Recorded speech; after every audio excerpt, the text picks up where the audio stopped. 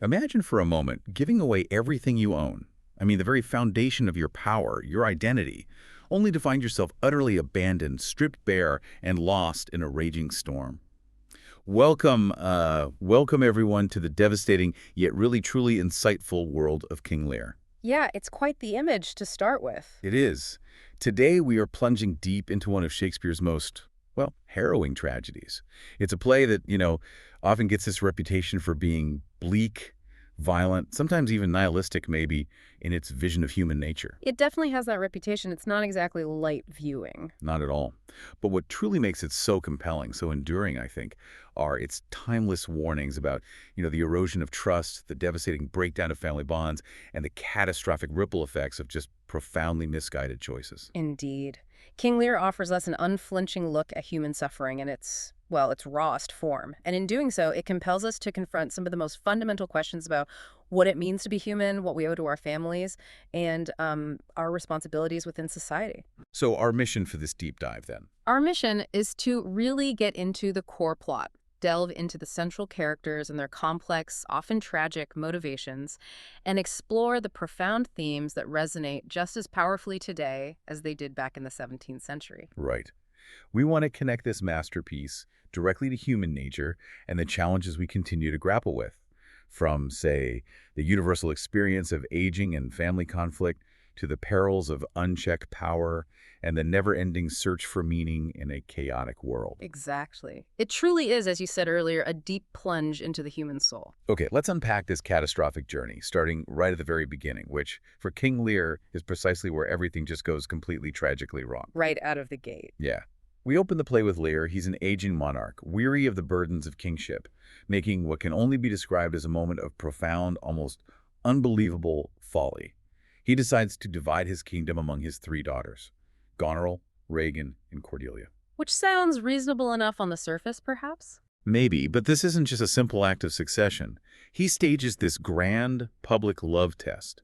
He demands these extravagant declarations of love from each of them to determine their portion of the kingdom. It's pretty clear he's seeking not just affection, but effusive flattery, a final validation of his authority and self-worth before he steps down. And this demand immediately exposes the characters' true natures, doesn't it? Goneril and Regan, the elder daughters, they just seize the opportunity. They offer these elaborate, flowery, and frankly, utterly unrealistic displays of affection. Total performance. Complete performance. They are masterful at dissimulating, at, feigning emotions they simply do not possess. Their words are designed purely to gain power and authority, masking their true, utterly self-serving intentions. They understand their father's craving for praise, his deep-seated need for external validation, and they expertly play right into it, showering him with these sort of saccharine compliments that sound impressive but are, ultimately hollow. Right. But then comes Cordelia, the youngest, and the daughter Lear professes to love most deeply. Her response is stark, almost defiantly simple. Nothing, my lord. Just nothing. Nothing. She refuses to participate in this performative charade, insisting that her silent, genuine love is worth far more than any empty flattery. This moment powerfully underscores her self-awareness and her remarkable ability to differentiate herself from her sisters and her father's expectations. She stands firm in her principles, refusing to compromise her integrity, even when facing her father's, volcanic wrath. It's a quiet strength that sets her apart from the very first scene. And Lear's reaction is swift, irrational, and, as many critics observe, his absolute biggest folly. In a fit of uncontrolled rage, blinded by his pride and wounded vanity, he banishes Cordelia, the very daughter whose love is truly genuine, and disinherits her completely. Just like that. Just like that. He sees her honesty as disloyalty, her integrity as defiance. And he's not content with that. He also lashes out at Kent, a loyal and wise minister, for daring to defend Cordelia, banishing him too. So he gets rid of the two people who actually care about him. Precisely. This singular rash act is the play's crucial turning point. It irrevocably sets in motion all the subsequent tragic events and immediately foreshadows Lear's profound loss of identity, his descent into madness, and the collapse of his power. His inability to discern sincere motives from deceptive flattery, and his dismissal of wise counsel proves fatal. And the duplicity of Goneril and Regan becomes glaringly evident almost immediately, doesn't it? With the kingdom divided and their power secured, their underlying sort of chronic anxiety to maintain and consolidate that power becomes brutally clear. Oh, instantly. They waste no time in systematically mistreating Lear, stripping away his dignity and authority piece by piece. Their deceptive behavior, their sudden disrespect, all reflect their deep-seated anxiety about maintaining control in the face of Lear's aging and his visibly declining mental state. They're so desperate for absolute power that they can't tolerate even the slightest challenge or inconvenience from their own father. This shift, as you say, it's chillingly swift and brutal. Lear's diminishing power isn't just abstract, it's symbolized quite literally by the rapid dwindling of his retinue of 100 knights. Right, that visual representation. His former might and importance shrink before our very eyes, a visual representation of his eroding influence. His threats, once potent, become increasingly empty, and his speeches, as his grip on reality loosens, begin to grow disjointed and erratic. And Goneril specifically, she wastes no time. She instructs her steward, Oswald, to actively ignore Lear and treat him with contempt. She openly complains that Lear's knights are turning her court into a riotous inn, a place of disorder, or even a brothel. Awful, yeah. She paints him as this disruptive, childish burden, really laying the groundwork for further abuse. And Regan, is she any better? Arguably worse in some ways. She's equally as cold. She appears to experience Goneril's jealousy over who gets more of Lear's remaining attention, maybe, and she harbors her own deep-seated anger towards her father. There are even hints of these chillingly murderous wishes toward Cordelia and perhaps even her own mother way back. It's a truly toxic, competitive, and destructive family dynamic between the two elder sisters, fueled by greed and a profound lack of empathy. It's awful. Meanwhile, Kent, despite his banishment by Lear, he embodies unwavering loyalty, doesn't he? He really does. He returns, disguised as a humble servant named Caius, to loyally serve and discreetly watch over Lear, enduring humiliation and hardship out of pure devotion. Speaking of humiliation, the stocks. Ah, yes. Cornwall and Regan, in a particularly egregious and public act of degradation, put Kent in the stocks on the pier. This is often a significant stage-blocking detail in productions, visually emphasizing the profound insult to Lear's messenger, and by extension to Lear himself. It's a very public statement of their contempt. And this moment, along with his daughter's escalating abuse and the realization of his own powerlessness, it seems to spark Lear's dawning, agonizing realization about his lost identity. Exactly. He cries out, "Who is it that can tell me who I am?" And the fool's poignant, almost heartbreaking reply, Lear's shadow, confirms his essence is diluted, that he is merely a ghost, a faded reflection of his former self. By Act 2, the crushing weight of his betrayal begins to manifest mentally, and Lear utters that chilling, prophetic line, "I shall go mad." And the audience just knows, with dread, what is coming. And Shakespeare, being the master storyteller he is, he weaves in this parallel, equally devastating subplot involving Gloucester, creating a powerful echo of Lear's suffering. Right, the Gloucester plot. This is where we meet Edmund, Gloucester's illegitimate son, a truly Machiavellian villain in every sense of the word. He resents the social customs that label him base and deny him status simply because of his birth. He feels cheated by society. Completely. He views legitimacy as nothing more than a social construct, an arbitrary label that has unjustly deprived him. He ruthlessly plots against his trusting father and his legitimate half-brother, Edgar, all to gain their lands, title, and the social standing he believes he deserves. And his deception is, well, it's remarkably cunning and effective. It really is. He expertly manipulates Gloucester, convincing him of Edgar's treachery with forged letters and staged confrontations, leading Gloucester to rashly banish his loyal son, much like Lear banished Cordelia. It's a chilling parallel. And later, he takes it further, doesn't he? Oh, yes. Later, in a move of pure opportunism, Edmund reveals Gloucester's awareness of an impending French invasion, capitalizing on a moment of national anxiety. This act of apparent loyalty, though in truth a profound betrayal of his father's trust, leads Cornwall to confer Gloucester's title onto Edmund. It's a terrifyingly rapid rise through calculated, cold-blooded betrayal. And then we witness one of the grisliest, most shocking scenes in all of theater history. The blinding of Gloucester. Regan and Cornwall brutally gouge out Gloucester's eyes, right there on stage. It's an utterly horrifying display of sadistic cruelty, designed to make the audience recoil and understand the depths of depravity these characters are capable of. It's almost unbearable to watch, even to read. Absolutely. And to twist the knife even further, Regan reveals Edmund's betrayal to Gloucester only after the horrifying act, adding psychological torture to the physical. Blinded physically, Gloucester finally gains true insight. He metaphorically sees the truth, acknowledging his follies and realizing he was tragically mistaken about Edgar. And in a profoundly poignant turn, Edgar, now disguised as the seemingly mad poor Tom, ironically becomes his blinded father's guide. A testament to his unwavering loyalty despite being so terribly wronged. It's quite something. So as Lear's world continues to just collapse around him, his descent into madness accelerates right alongside that storm.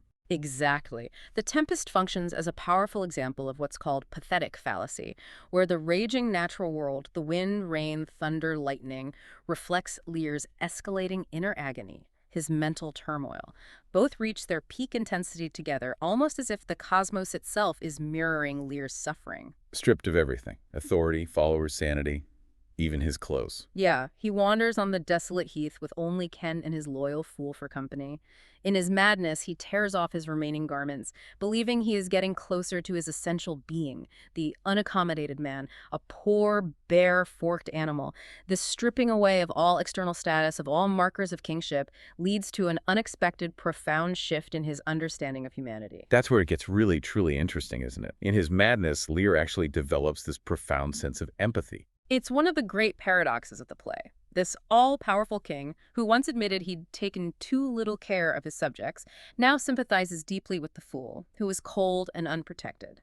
He powerfully empathizes with Edgar, disguised as poor Tom, seeing in him a raw, primal suffering that mirrors his own. He recognizes the plight of poor, naked wretches. Yes, and painfully realizes he has failed them as king, acknowledging his past failures and the social injustices he overlooked. Later, in his fragmented madness, he even conducts that mock trial of Goneril and Regan, the trial of the joint stool, using the fool and Edgar as his wise judges. He's convinced Goneril's unnatural behavior should be obvious to any clear-thinking, just observer. And his madness, it also pushes him into these deep philosophical questions, right? Yeah. It absolutely does. He challenges the very existence of gods and the concept of natural justice, crying out, "What is the cause of thunder?" Not literally seeking a meteorological answer, but grappling with the metaphysical basis of justice in a world that seems to offer none. This relentless pursuit of understanding in a universe that appears indifferent actually drives him deeper into his instability. So his obsession with justice actually makes him madder. In a way, yes. It highlights how his obsession with giving people what they deserve and his inability to find a just resolution in the world as it is contributes to his unraveling. His temporary sanity in Act 4 briefly highlights this, as he oscillates between moments of lucidity and despair, culminating in his poignant question, "Is man no more than this?" as he questions his very humanity without his kingly role or his daughter's loyalty. And just quickly, back to Edgar, his madness is completely different. Totally different. Edgar's feigned madness as poor Tom is a deliberate strategic disguise for survival. It reflects what some call a roguish madness, a calculated performance to escape his father's mistaken wrath.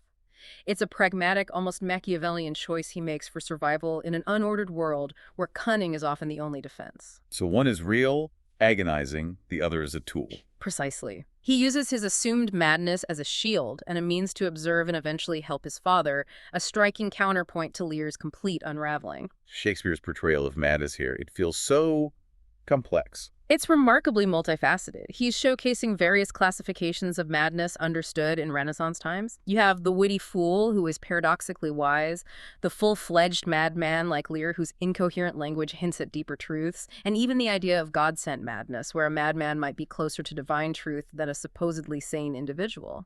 Shakespeare explores these different facets, demonstrating the complexity of the human mind beyond simple insanity. Suggesting madness can even reveal truths. Exactly.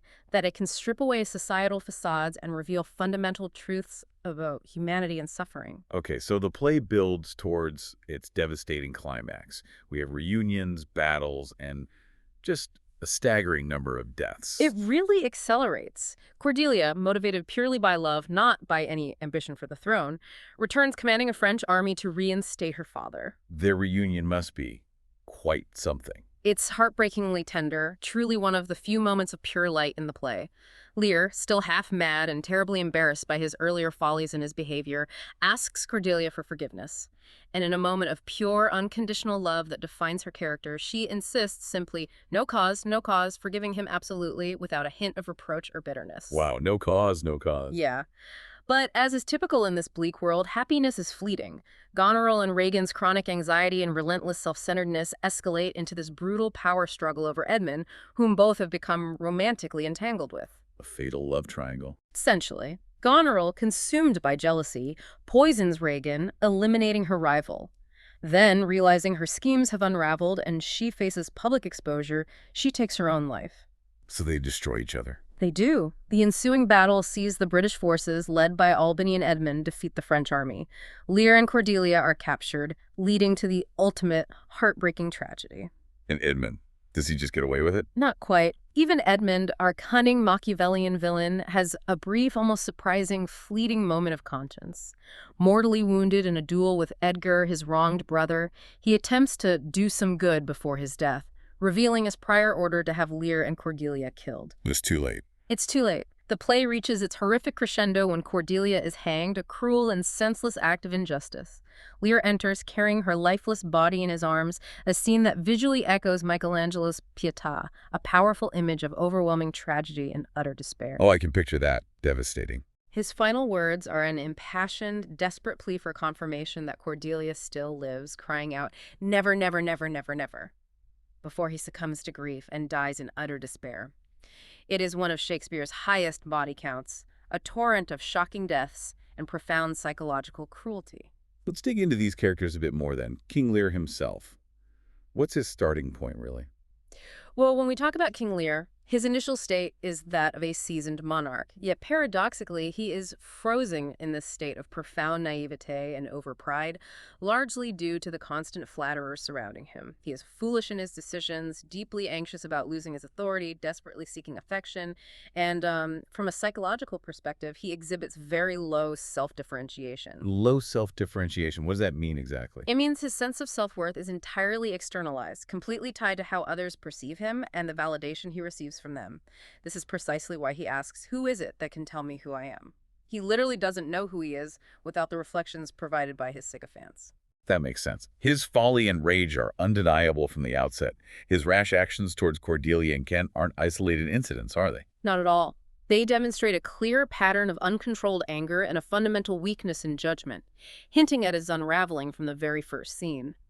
The subsequent descent into madness is catalyzed by the profound betrayal of Goneril and Regan, compounded by Cordelia's unjust exile. As his world crumbles, his speeches become increasingly disjointed, reflecting his slipping hold on identity, and the storm outside perfectly mirrors his inner turmoil, a physical manifestation of his fractured mind. Yet it is through this very suffering, this profound agony, that some kind of enlightenment emerges. Paradoxically, yes. Lear's intense pain allows him to recognize what scholars call the indestructible bond between fathers and daughters, particularly the profound, unconditional nature of Cordelia's love. He begins to sympathize deeply with the poor and expresses genuine concern for the fool in Edgar, recognizing his past failures as a king, his failure to care for the poor, naked wretches of his kingdom. So he learns humility and empathy.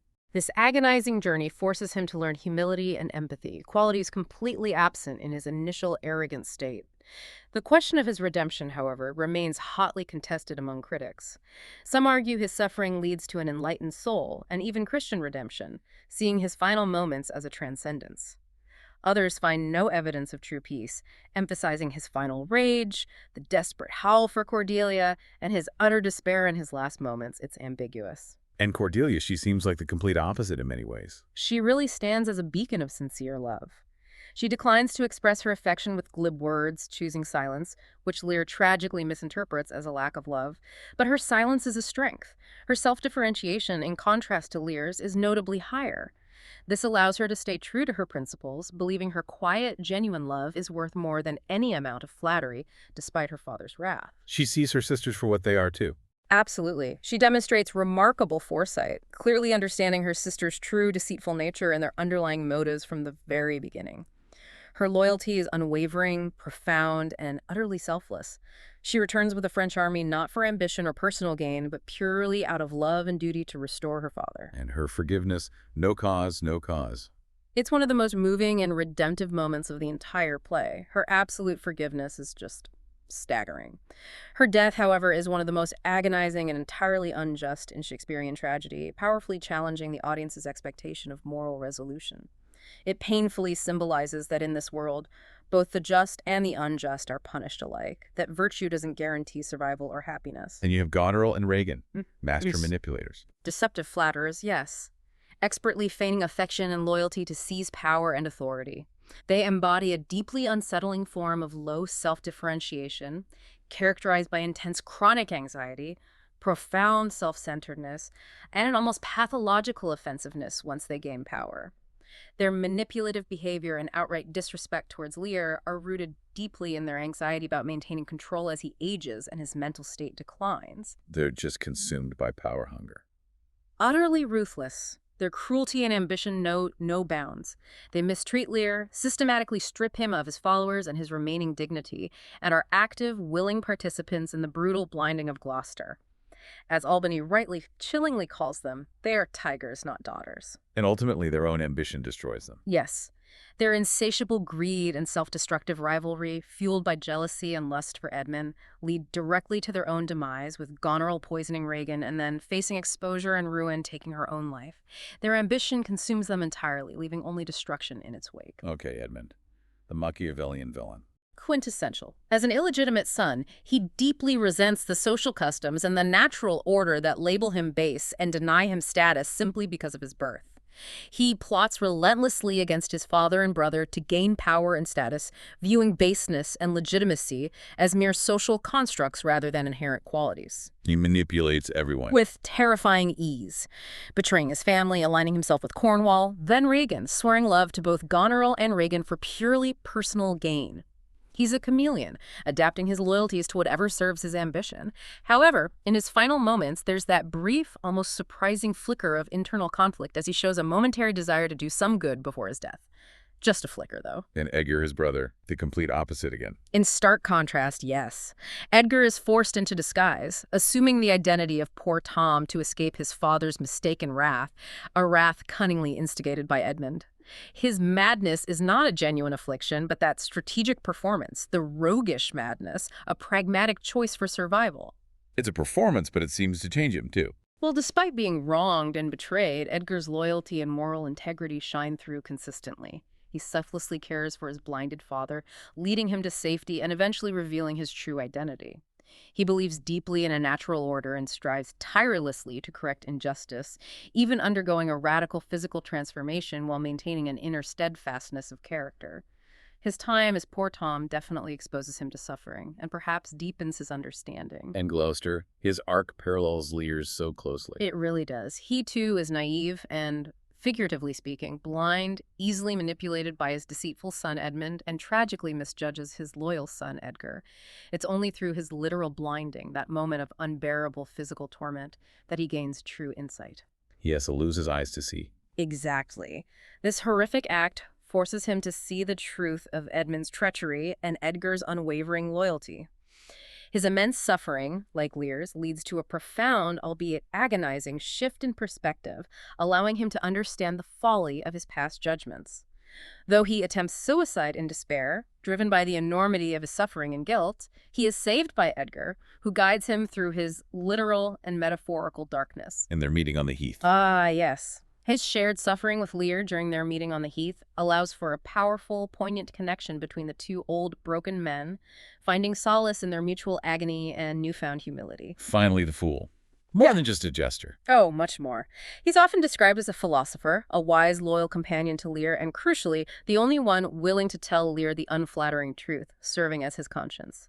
He uses puns and sharp wit to highlight Lear's folly and the complete breakdown of order. And he stays with Lear through everything. Steadfastly. He remains with Lear through the storm, his heart, as Shakespeare writes, laboring to outjust his heart-struck injuries. Many scholars even suggest a strong, almost interchangeable connection between the fool and Cordelia, both representing truth and profound love in Lear's desolate world. Okay, let's shift to the themes, these universal human experiences. First up, the blindness of pride and folly. Yes, this is central. Lear's initial irrational choices stem directly from his colossal vanity and desperate need for flattery. He foolishly dismisses Cordelia's genuine love and Kent's wise counsel, setting his own irreversible downfall in motion. He is blind to the truth of character, preferring empty words to heartfelt sincerity. And we see this exact same pattern mirrored in Gloucester. Precisely. Both characters, Powerful men fall victim to their own misjudgments, unable to discern true character from deceptive appearances, leading to catastrophic, irreversible consequences. This theme forces us to confront how easily we can be misled by our own desires for validation and how our ego can prevent us from seeing the truth that stands right before us. It's a stark warning against allowing pride to dictate our decisions. Which leads directly into the nature of true love versus flattery. A core conflict. The play starkly contrasts Cordelia's silent, profound, and utterly selfless love with Goneril and Regan's performative, self-serving declarations. It's a powerful illustration of the idea that love's not love when it is mingled with regards that stand aloof from the entire point. Meaning Love cannot be conditional or based on what one can gain. Cordelia's simple yet immensely powerful forgiveness of Lear, her no cause, is truly redemptive, highlighting the profound difference between genuine affection and manipulative words. It is a moment of pure grace in a world often devoid of it. madness and sanity, obviously huge themes here. Absolutely central themes and crucial plot devices. Lear's descent is meticulously explored, from his initial peevish temperament, his irritability and emotional volatility, to his full-blown incoherent language as his mind unravels. Some modern productions have even consulted experts on dementia to explore the potential link between his madness and the onset of such a condition, adding that layer of contemporary relevance. But his madness isn't just madness, is it? He finds insights. Exactly. His madness is both a symptom of his unraveling and, paradoxically, a vehicle for profound insights. He achieves reason in madness, asking those deep philosophical questions like, what is the cause of thunder? Grappling with the metaphysical basis of justice in a world that doesn't seem to offer any easy answers. This relentless pursuit of metaphysical justice ironically drives him deeper into instability. We touched on Edgar's feigned madness earlier, the contrast. Right. That deliberate, strategic disguise for survival. The roguish madness. It's a pragmatic, even Machiavellian choice for survival in an utterly unordered world, showing that sometimes the appearance of madness can be a powerful tool for self-preservation and observation. Shakespeare seems to be exploring all kinds of madness. He really is. It's remarkably nuanced. He presents the witty fool whose madness allows him to speak profound truths, the full-fledged madman whose incoherent language hints at deeper suffering, and even that idea of God-sent madness, where a madman might be paradoxically closer to divine truth.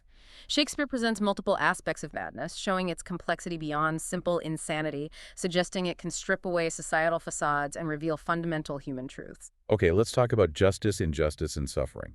The play seems pretty bleak on this front. It definitely grapples with profound questions here. Set in a pre-Christian Britain, it fundamentally challenges audience expectations of moral resolution. Gloucester's chilling line, "As flies to wanton boys or we to the gods, they kill us for our sport," encapsulates a stark pagan worldview where the gods are either indifferent to human plight or perhaps even malevolent. There's no clear divine intervention for good. So bad things happen to good people, and bad people sometimes get punished, but not always in a satisfying way. Pretty much. While the deaths of Cornwall, Regan, Goneril, and Edmund certainly suggest a kind of retributive justice for their heinous crimes, Cordelia's death is agonizingly and entirely unjust. It's a moment that denies the audience any comforting sense of moral order. The suffering of Lear and Gloucester often seems to outweigh the crime, leading Lear to proclaim he is more sinned against than sinning. But suffering does something to Lear, changes him. It acts as a profound catalyst for his growth, yes. It leads him to profound empathy for others, particularly in his powerful, poor naked wretches speech, and a crushing recognition of social injustice, acknowledging his own monumental failure to care for the vulnerable during his reign.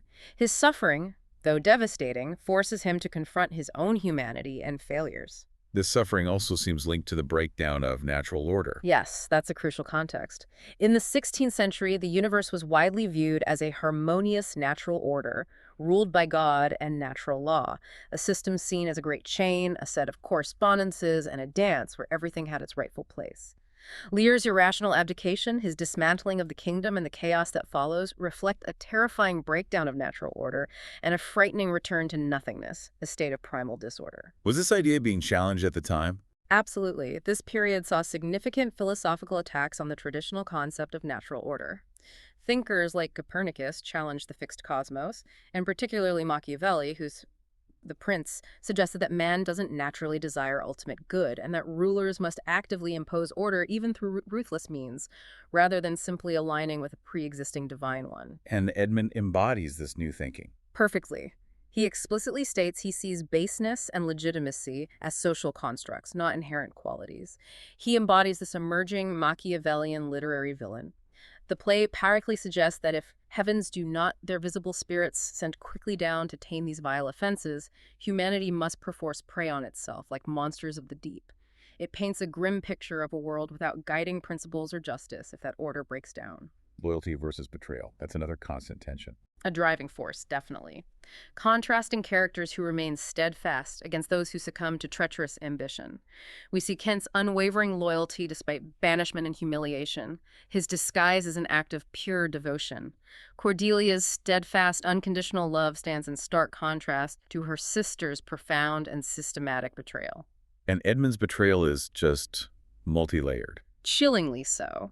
Betrayal of both his father and brother for purely personal gain, underscoring the depths of human treachery. And Gloucester, though initially misjudging his sons, eventually demonstrates unwavering loyalty to Lear, clinging to him even in his own blind despair. The play also seems to be saying a lot about authority and how it should be wielded. Oh, absolutely. It deeply explores themes of authority and governance, offering a powerful critique of leadership. The prevalent idea of the divine right of kings in Shakespeare's time held that monarchs were appointed by God and were therefore above earthly judgment. You hear echoes of James I calling kings God's lieutenants. And Lear buys into this completely. It seems so. His expectation of unconditional love and obedience from his daughters and subjects, and his profound shock when they disobey him, directly challenges this notion. He believes his power is inherent, not earned or maintained through wise rule. The play functions as a powerful critique of the abuse of power and irresponsible leadership. And this would have felt very relevant to Shakespeare's audience. Extremely relevant. The instability of the monarchy in Shakespeare's England, Henry VIII, Elizabeth I's lack of heirs, anxieties over succession would have resonated deeply. King Lear suggests that power is not always held by those who deserve it for their virtue and integrity, often showing protagonists who are morally weaker and more foolish than the villains, further challenging the idea of a divinely ordained, just leadership. There are so many powerful quotes and scenes. Lear on the heath. Iconic. Visually captured in powerful paintings like Benjamin West's, it remains an iconic image of a king stripped bare, physically and mentally, denouncing his daughters while simultaneously showing profound empathy for suffering humanity. It's a moment where his external world mirrors his internal chaos, yet also sparks his profoundest insights. And Cordelia's no cause, no cause. Yeah. So simple, so powerful. A moment of pure, unconditional love and a heartbreaking echo of hope in a world filled with despair, a powerful demonstration of selfless affection. And earlier, Lear's visceral expression of parental pain. How sharper than a serpent's tooth it is to have a thankless child. Oof. Yeah, that one hits hard. It just cuts deep, doesn't it? And the dialogue highlighting Lear's loss of identity, his agonizing question, who is it that can tell me who I am? Followed by the fool's poignant and devastating reply, Lear's shadow perfectly captures his diluted essence, his complete unraveling. It's a haunting image. And Lear's final moments. Equally devastating.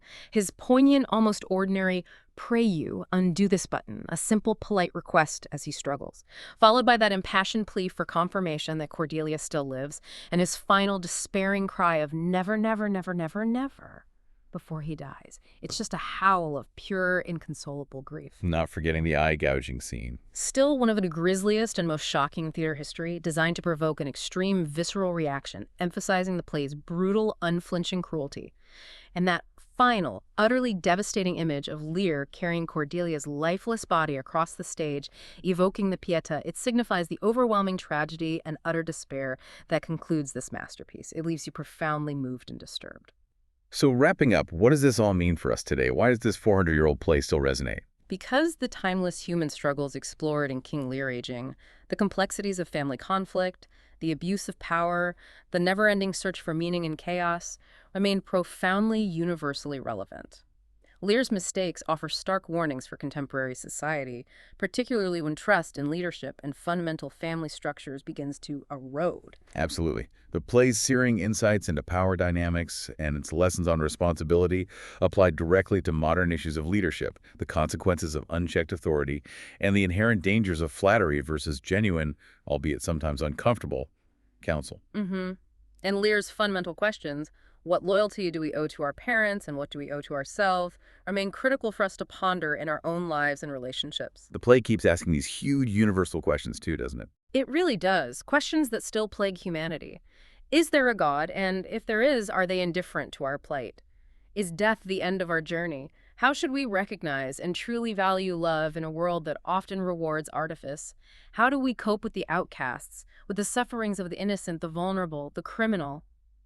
These are Lear's agonizing questions, and they continue to echo in our own minds still today. And it's precisely why King Lear continues to inspire so many modern interpretations. You mentioned Empire, or more recently, the brilliant HBO series Succession. Exactly. Both widely considered modern retellings, demonstrating its incredible adaptability to contemporary corporate or family power struggles. Ultimately, Lear's agonizing journey from pride to profound suffering, and his subsequent, though devastating and perhaps incomplete moments of empathy and humility, offer enduring, painful lessons on the consequences of folly and the arduous path to self-awareness. It's a reminder that sometimes the hardest lessons are learned only after everything else is lost. Well put. As we reflect on this monumental work, King Lear meticulously exposes the devastating consequences of pride, the fragility of identity, and the brutal face of injustice. It's a bleak but ultimately humanistic vision, emphasizing the profound insights Lear gains through suffering, even if salvation remains elusive. It doesn't give us easy answers. Not at all. The play doesn't offer easy, comforting answers, but it compels us to confront fundamental questions about humanity and morality head-on in all their discomfort. Lear's final howls, remember, come after moments of renewed openness to others, transforming words of care and love back into pure agony.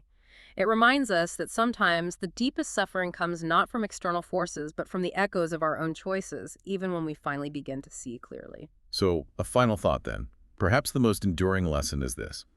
In a world where nothing will come of nothing, where genuine value must be created and recognized, what do we choose to build with our lives, with our relationships, and who do we truly allow ultimately to define us?